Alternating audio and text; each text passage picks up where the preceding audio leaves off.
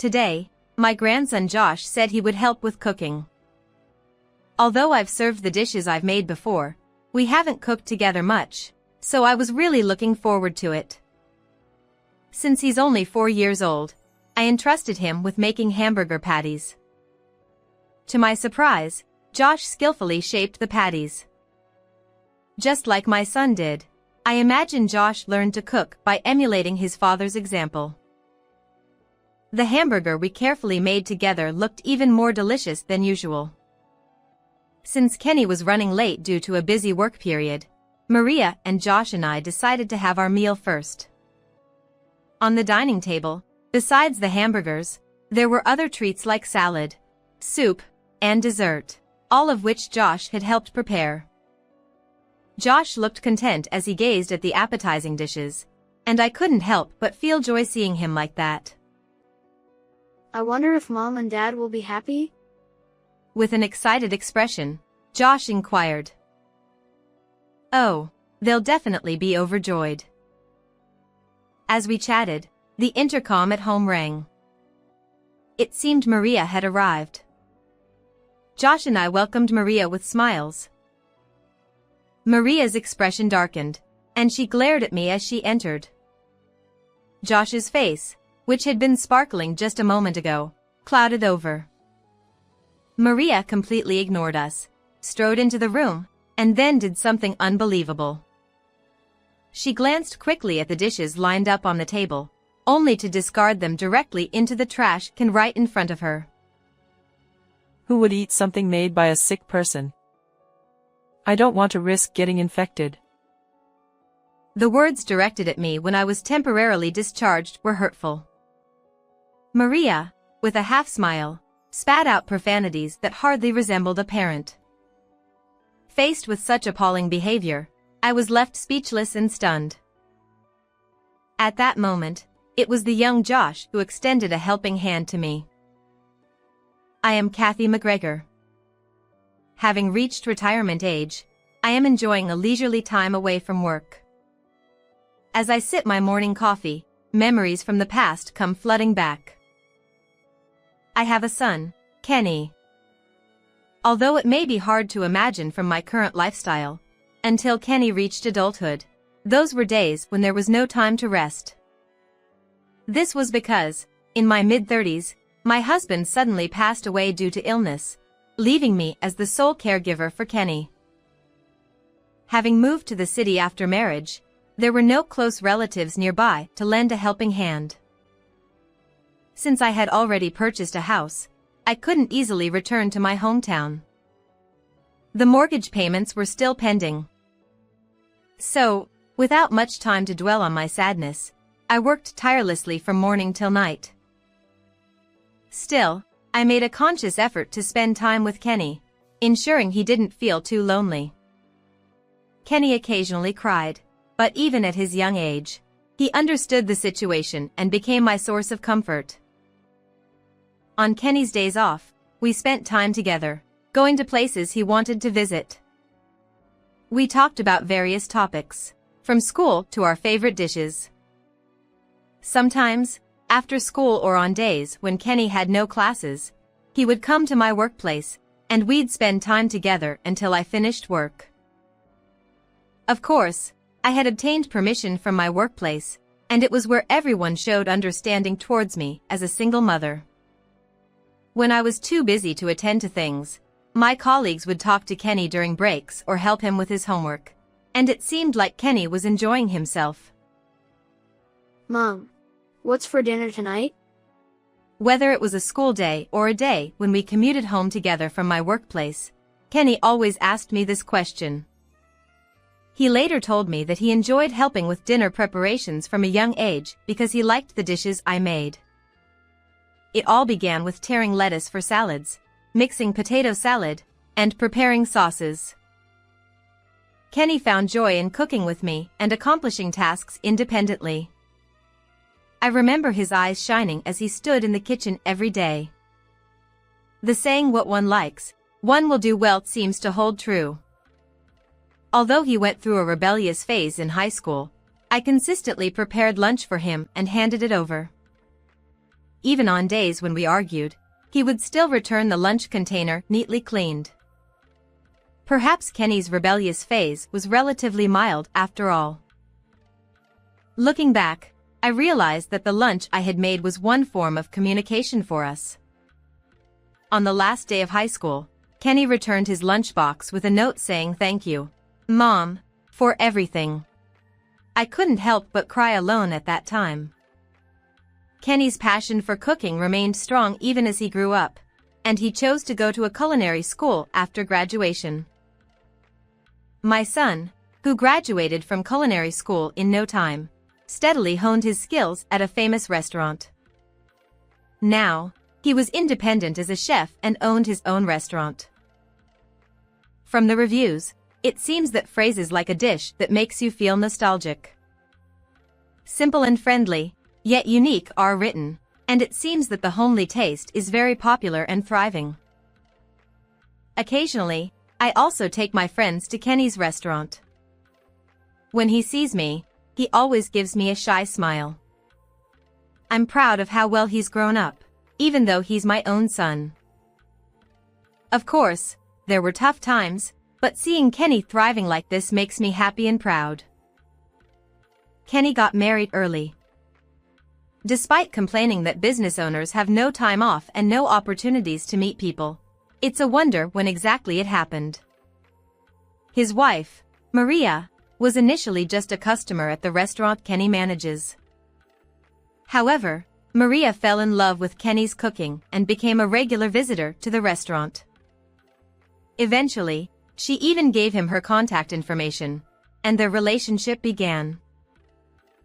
Although Kenny had initially decided not to get involved with customers, he couldn't resist Maria's enthusiasm and decided to exchange contact details. Since they started dating, the two of them would visit my house together, and Kenny would treat us to his cooking. The three of us would chat while enjoying meals, and that was our delight at the time. I'll take care of it. With those words, Maria would take the initiative to do the dishes after the meal. Oh, it's fine. Please have a seat. You're our guest. Would Maria get along well with my son? Before meeting her, I had some concerns, but I also took a liking to Maria, who seemed refined and well-mannered. After dating for 2 years, the two of them got married and became a couple. On their wedding day, Kenny and I both shed tears, and our relatives laughed. It's a cherished memory. However, little did I know that our relationship as mother-in-law and daughter-in-law would remain smooth sailing only until that moment. The moment I began to feel uneasy about Maria's behavior was approximately 6 months after Kenny and I got married. On that day, Maria arrived carrying a luxury brand handbag that even someone like me, who is not well-versed in designer items, recognized. It was hard to imagine that Maria, a full-time homemaker, would purchase such an expensive item for herself. If that's the case, Kenny must have been the one who bought it. As long as the two of them are content and have a good relationship, it's not my place to criticize from the sidelines. With that thought in mind, I refrained from saying anything to Maria at the time. Since we got married, Maria has started asking for things more often. It used to be that I had to ask her if there was anything she wanted. But then, it was different. It all began with cosmetics from the department store, and gradually, the cost of her requests was increasing. Every weekend, she went to the department store and splurged on luxury brand items using Kenny's credit card. Was she trying to show off our wealth as the wife of a business owner? That was the impression I was getting from Kenny's stories. Not only that, Kenny often came home late from work, so he would have probably liked to delegate some household chores. However, Maria spent most of her time on her smartphone and didn't do much cleaning or tidying up, resulting in a messy house. Even when it came to cooking, she refused to try. Your cooking is better. Of course, Kenny is a chef, so what he made is likely delicious. but the lack of motivation from the outset was hard to accept. Even if she lacked confidence in cooking, putting her heart into it would surely convey her feelings to her partner. While we were talking, Kenny maintained a brave demeanor, but his voice seemed somewhat lacking in energy, indicating fatigue. No wonder. He likely had no time to rest, juggling dinner preparations and room cleaning after returning home tired. Kenny, who was clearly overwhelmed, deserved sympathy. I resolved to inform Maria about Kenny's struggles the next time I saw her. That moment arrived sooner than expected, just 1 week after Kenny's arrival. Maria, accompanied by Kenny, was once again dressed impeccably today. As we sat down for tea, I subtly broached the topic. "Maria, how have you been lately? Kenny seems a bit tired. If you could help out a little more with household chores, I'm sure it would be a great relief for him," I gently reminded Maria. She looked at me with surprise in her eyes. "Well, recently I've been leaving everything to him, so I'll also do my best with household chores." I had hoped for those words in response, but reality turned out to be far less sweet. Her expression twisted, and before long, she burst into tears. This is terrible. I'm also doing my best with what I can. Kenny doesn't come home until late, and it's lonely. To be told something like that. She neither denied her past actions nor apologized for them. Seeing Maria cry like a helpless victim, I felt like sighing. While it was true that her anxiety stemmed from Kenny not coming home until late, wasn't it a bit excessive to avoid all household chores and indulged in wastefulness? Kenny said, "All right, we'll leave now. Sorry, Mom, and thank you for today," as he comforted the still crying Maria, and the two of them headed back home. Since that incident, Maria's visits to my house dramatically decreased. Sometimes, when she made an appearance, Maria would wear a slightly annoyed expression even when I tried to join the conversation. Kenny would apologize. "I'm sorry for making you feel uncomfortable. I'll talk to Maria about it." Kenny kept repeating such apologies. Our relationship was deteriorating, and an awkward atmosphere persisted for about 2 months. But then, one day, a bright piece of news came our way. Maria was pregnant. Kenny had wanted children even before they got married. Naturally, I was overjoyed, especially since this meant I would soon become a grandmother. The two of us celebrated with great excitement. "I have work, so I can't be with Maria all the time. There might be times when I need your help, Mom. It might be a burden, but I appreciate your assistance." Kenny bowed his head toward me. If it's about taking care of my grandchild, I was more than willing to help. Although I felt a little uneasy about Maria's relationship with Kenny, I was sure she would find her footing once she became a mother. Afterward, her once inconspicuous belly swelled until it seemed ready to burst, and Maria finally gave birth to her first child. Maria's first childbirth took time, but I was relieved to hear that both mother and child were healthy. From pregnancy to postpartum, I supported them with household chores and childcare as much as I could. Many things I had forgotten about parenting resurfaced, and at times, it felt challenging. However, being blessed with an angelic and adorable grandson made me truly happy. Maria continued to be demanding, as usual. She asked me to buy things and prepare diapers. But seeing how she doted on her newborn son, Josh, put my mind at ease. As time passed, Josh turned 4 years old. While my son's growth was rapid, my grandson, whom I didn't see every day, seemed to grow significantly each time we met. Josh, who used to wobble as he took his first steps, then ran around the park freely. He shared stories about his experiences at daycare and the fun things he did. As Josh continued to grow, I still supported with household chores and childcare, often bustling around Kenny's house. Then, part of my responsibilities included picking him up from kindergarten.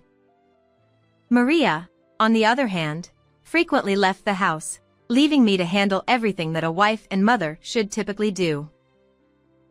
Maria often told me, "Josh is happy to see you, too, Grandma." Spending time with Josh was my solace, and it remained incredibly enjoyable. However, as someone over 60 years old, I did find it a bit challenging. On days when Josh didn't attend daycare, I woke up early to prepare breakfast for Maria and Josh, handle cleaning and laundry, and took Josh out to play. By early afternoon, I returned home, and the routine included grocery shopping for dinner.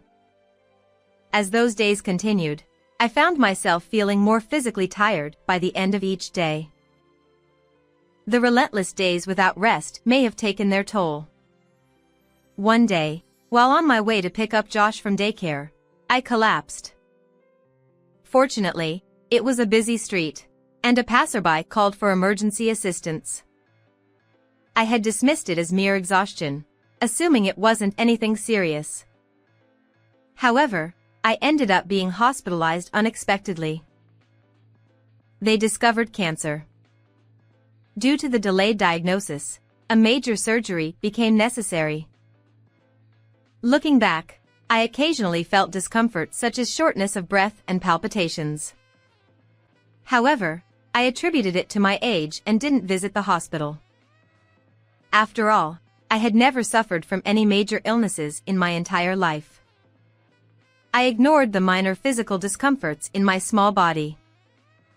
Besides, with so many tasks to handle, I put myself second. It was ironic that I neglected my health even though falling ill would be detrimental. Regretting it was futile. Although I had numerous worries, I've decided to focus on treating my illness. Since I was hospitalized, Kenny often visited me with Josh during work breaks. Mom, I'm sorry. Did I push you too hard? Kenny apologized with a remorseful expression every time he visited. No need to apologize. I did it willingly. I assured him that there was no need for apologies. Still, I'm sorry. Despite my reassurance, Kenny continued to wear a sad smile. It's heartwarming to see Kenny's concern during my hospital stay. On the other hand, Maria had not visited me even once since I was hospitalized, citing her busy work schedule. I had heard that Maria started working as a part-timer, so I didn't pay much attention. Being a part-timer could vary in terms of workload, and she probably needed time to unwind. Besides, given the lingering awkward atmosphere, I could imagine that visiting me would be uncomfortable for her. No, it was much better that she hadn't come to visit. Rather than dwelling on such matters, Josh's heartfelt get-well letter was far more precious to me. Here, Grandma. This is the letter I wrote. Josh, thank you. I'm truly happy. Despite being only 4 years old, Josh grew up to be remarkably intelligent. He could already write letters by himself. The letter read, "Get well soon." I envisioned him diligently writing the letter, thinking of me. Throughout my battle with illness, I was supported by my son and grandchild who cared for me. After a successful surgery, I finally received temporary discharge from the hospital after about 2 weeks. Although my body still didn't move as I'd like, being back home feels much more comfortable and calming than the hospital. During my hospital stay, I felt that Kenny was constantly worried about me and stayed by my side. While we were originally close as parent and child, it had been a while since we had a heartfelt conversation. Kenny enthusiastically shared stories with me, ranging from the restaurant's new menu to business matters. In turn, he genuinely listened to my stories. I could not express how much Kenny's attentive listening lifted my spirits. To show my gratitude, I decided to treat Kenny and the others at home to hamburgers. Hamburgers have always been Kenny's favorite, and they happen to be one of my signature dishes. I had already made up my mind to prepare them once I returned home. Whether it was after a performance or an exam, I always cooked this memorable menu for Kenny on days when he had worked hard. And that day, Josh would also be helping with the cooking. If I was returning, Maria entrusted Josh to me without hesitation. Although I'd served the dishes I'd made before, we hadn't cooked together much, so I was really looking forward to it. Since he was only 4 years old, I entrusted him with making hamburger patties. To my surprise, Josh skillfully shaped the patties. Just like my son did, I imagined Josh learned to cook by emulating his father's example. While being cautious about burns, Josh and I worked together to grill hamburgers. Once we plated them with tomatoes and lettuce, they were ready. The hamburger we carefully made together looked even more delicious than usual. Since Kenny was running late due to a busy work period, Maria and Josh and I decided to have our meal first. On the dining table, besides the hamburgers, there were other treats like salad, soup, and dessert, all of which Josh had helped prepare. Josh looked content as he gazed at the appetizing dishes, and I couldn't help but feel joy seeing him like that. I wonder if Mom and Dad will be happy? With an excited expression, Josh inquired. Oh, they'll definitely be overjoyed. As we chatted, the intercom at home rang. It seemed Maria had arrived. Josh and I welcomed Maria with smiles. However, Maria's expression darkened, and she glared at me as she entered. Josh's face, which had been sparkling just a moment ago, clouded over. Maria completely ignored us, strode into the room, and then did something unbelievable. She glanced quickly at the dishes lined up on the table, only to discard them directly into the trash can right in front of her. Who would eat something made by a sick person?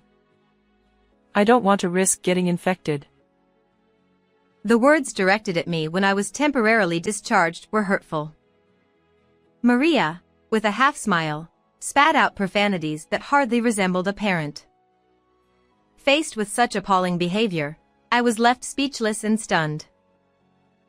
At that moment, it was the young Josh who extended a helping hand to me. However, once her emotions had escalated, it was unlikely that she would readily accept Josh's words. Huh? Josh, say it again. Don't mess around. Maria was furious, yelling at Josh with intense anger, but Josh remained calm. Well, you always just reheated prepackaged food, right? Even I could know it. The food Grandma makes is truly delicious because it's made with love. As far as Josh could remember, Maria had never cooked anything from scratch. Josh was at the age when he became interested in food. However, he understood that his mother struggled with cooking. Although he had many things he wanted to eat, he refrained from complaining and ate instant meals to avoid troubling Maria. Even as a child, he seemed to grasp that his eating habits were not typical, likely influenced by stories from his friends. Yet, he never communicated this to Maria. Nevertheless, this time, due to an exceptionally hurtful remark, he couldn't bear it any longer. Josh continued to speak to Maria with an expression of anger. And you know what, Mom? Grandma used to be a chef before you and Dad got married. Dad told me that Grandma taught him how to cook. That's true. I used to work as a chef in a renowned traditional restaurant. Like Kenny, I graduated from culinary school and worked in restaurants for a long time, eventually rising to the position of head chef. I never shared this with Josh or Maria, so Kenny must have told Josh about it. So what? Just because she was a chef doesn't mean anything. Maria seemed surprised upon hearing this for the first time, but she quickly reverted to her previous tone and attempted to scold Josh. Disrespecting Grandma is the same as disrespecting Dad, isn't it? What's with you? So cheeky.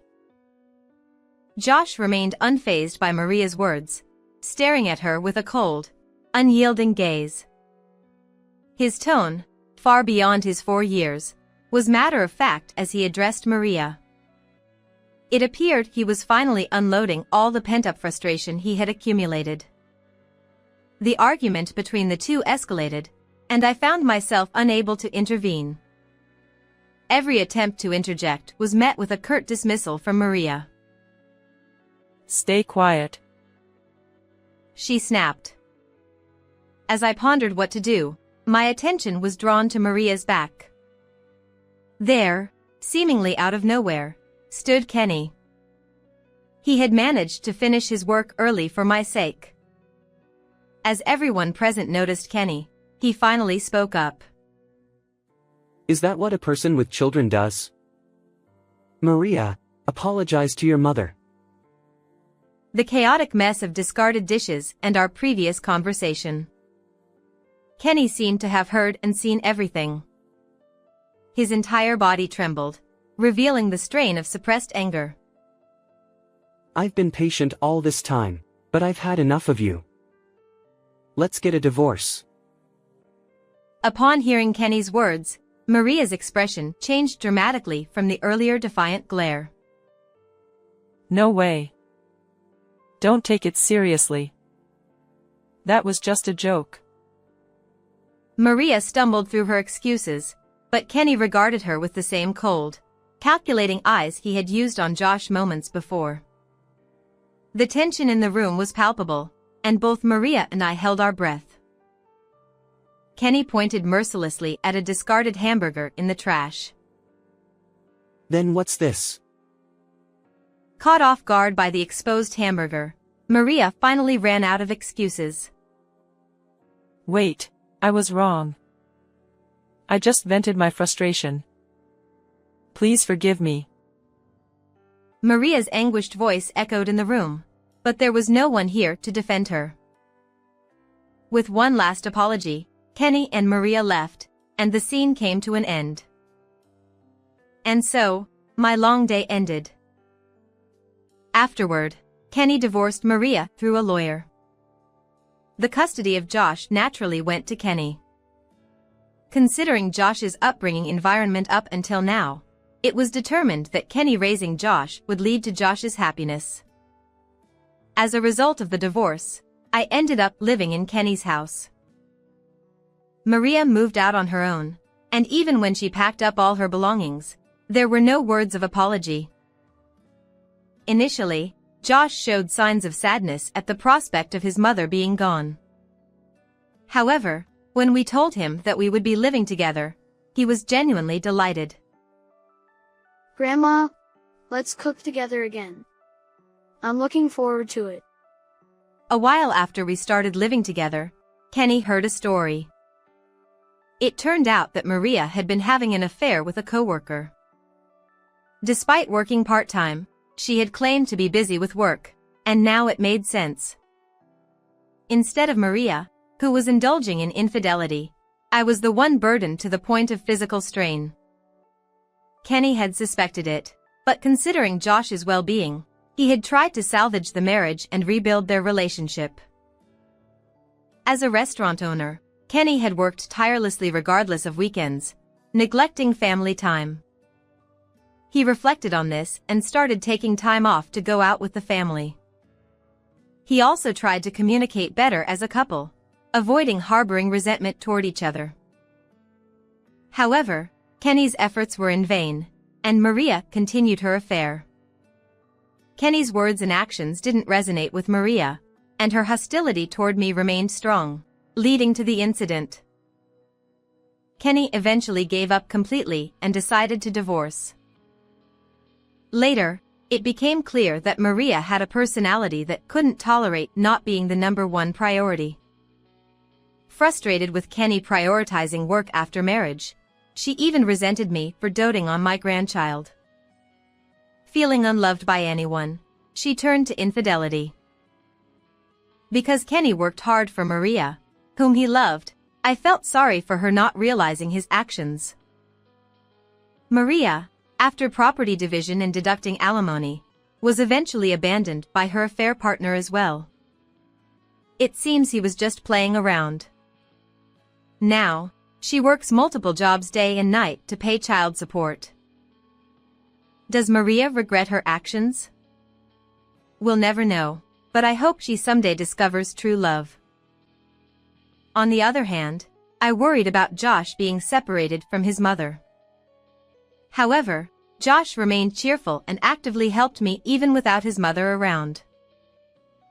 Having endured hardships, I genuinely wanted to make Josh happy alongside Kenny. As for myself, perhaps due to no longer pushing myself too hard, my health had been steadily improving. I'd even started building up my strength and felt more energetic than before. "Grandma, what's for dinner tonight?" Josh asked me that question almost every day.